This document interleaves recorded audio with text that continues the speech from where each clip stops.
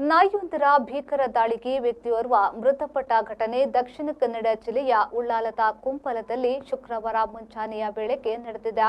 ಮೃತ ವ್ಯಕ್ತಿಯನ್ನ ಕುಂಪಲ ನಿವಾಸಿ ದಯಾನಂದ ಎಂದು ಗುರುತಿಸಲಾಗಿದೆ.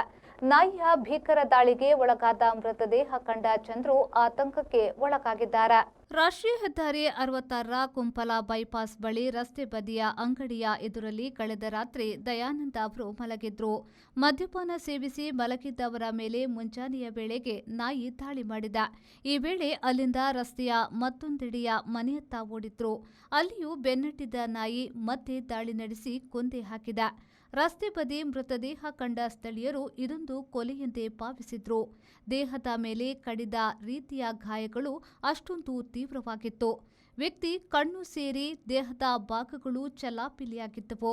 ಸ್ಥಳಕ್ಕೆ ಆಗಮಿಸಿದ ವಿಧಿವಿಜ್ಞಾನ ತಜ್ಞರು ಇದೊಂದು ಪ್ರಾಣಿ ದಾಳಿ ಎಂದು ಸೂಚಿಸಿದ್ರು. ಬಳಿಕ ಇದು ನಾಯಿಯ ದಾಳಿ ಎಂದು ಖಚಿತವಾಯಿತು.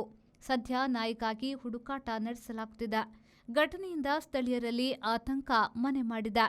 ಉಳ್ಳಾಲ ಪೊಲೀಸರು ಸ್ಥಳಕ್ಕೆ ಭೇಟಿ ನೀಡಿ ಪರಿಶೀಲನೆ ನಡೆಸಿದ್ದಾರೆ. ವಿದ್ಯಾಧರ್ ಶೆಟ್ಟಿ, ವಿ4 ನ್ಯೂಸ್, ಉಳ್ಳಾಲ.